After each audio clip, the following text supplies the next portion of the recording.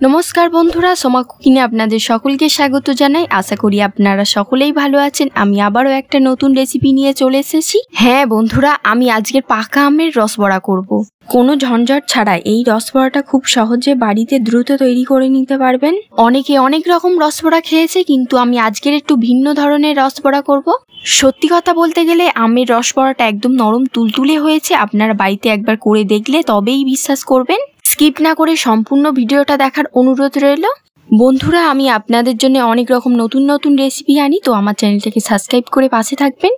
ভিডিওটা ভালো লাগলে লাইক শেয়ার কমেন্ট করতে ভুলবেন না কিন্তু। তো রেসিপিটা শুরু করা যাক।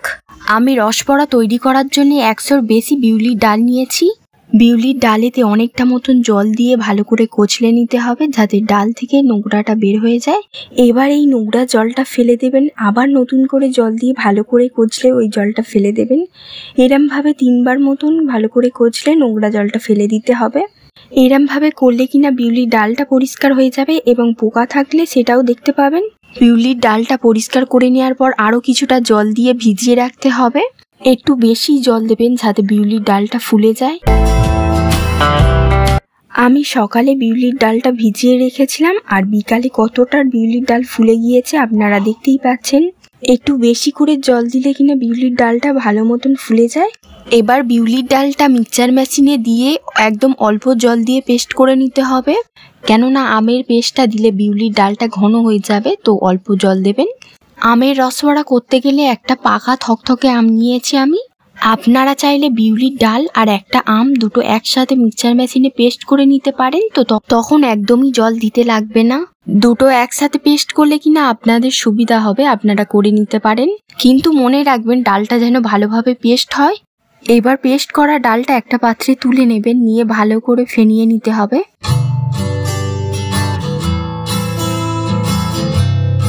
ডালটা যত আছে তার চেয়ে যেন ডবল হয় এমনভাবে ফেনাতে হবে। ফেনাতে ফেনাতে দেখুন ডালটা পুরো ক্রিমি ক্রিমি হয়ে গিয়েছে, আর অর্ধেকের চেয়ে বেশিই হয়ে গিয়েছে। দেখুন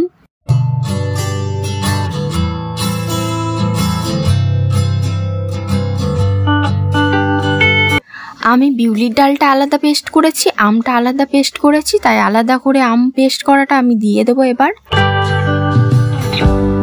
এবার এই ফেনানো ডালের সাথে আমটা মিশিয়ে নিতে হবে।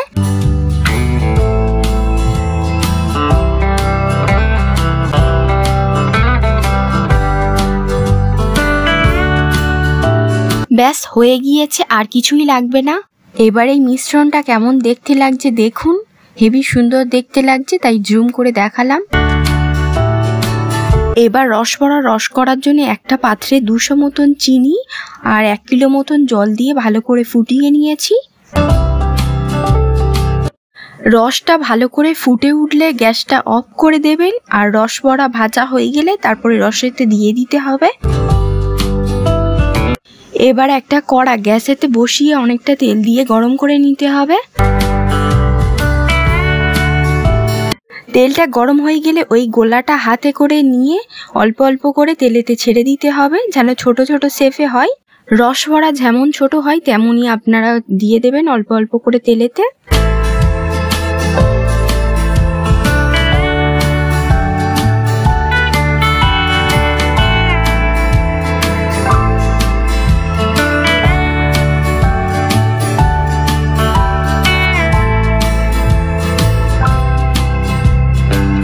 রসবড়ার গাটা একটু বেশি লাল হয়ে যাবে, কেননা এতে আম দেয়া হয়েছে।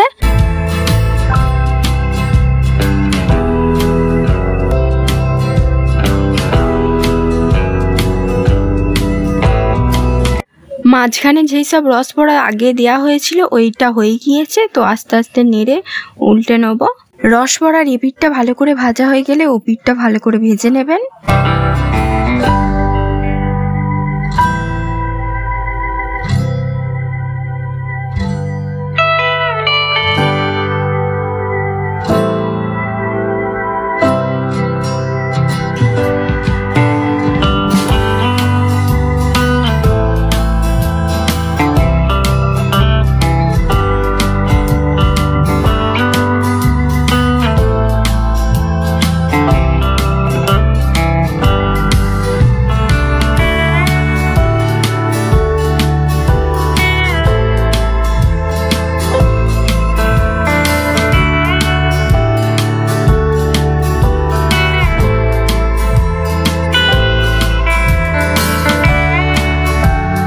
রসবড়াটা এবার ভালোভাবে ভাজা হয়ে গিয়েছে, তো এবার তুলে নেব।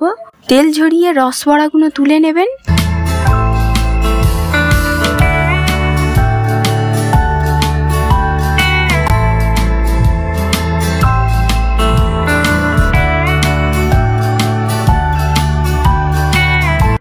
রসবড়াটা দেখতে কত সুন্দর লাগছে দেখুন। এবার এই রসবড়াটা রসেতে ঢেলে দিতে হবে। সব রসবড়াগুলো ভাজা হয়ে গেলে এরম ভাবে রসেতে ঢেলে দেবেন।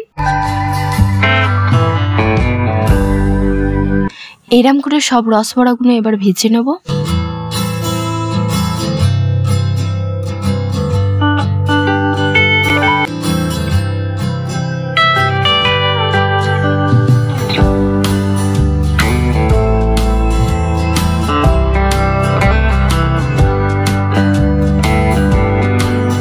আপনারা যদি ফেসবুক পেজ থেকে আমার ভিডিওটা দেখেন তো আমার পেজটাকে অবশ্যই ফলো করে নেবেন।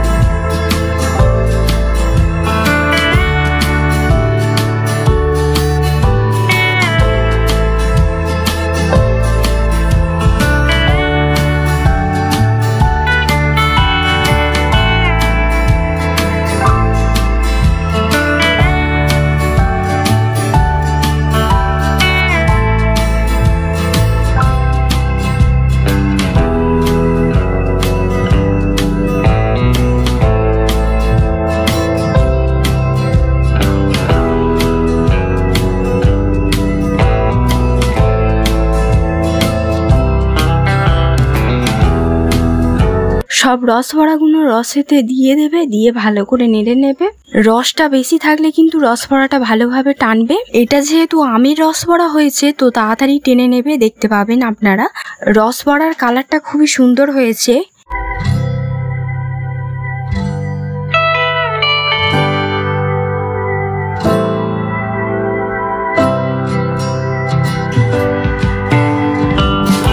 খুব সহজে মাত্র 3টে উপকরণে আমের রসবড়া তৈরি হয়ে গেল।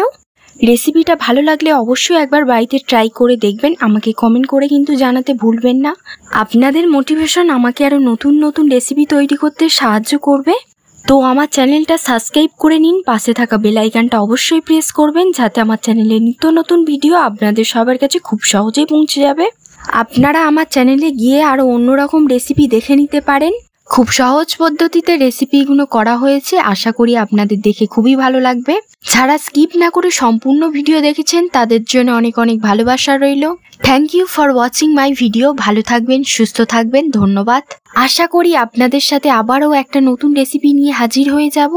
আজকের মতন এইটুকু, টাটা।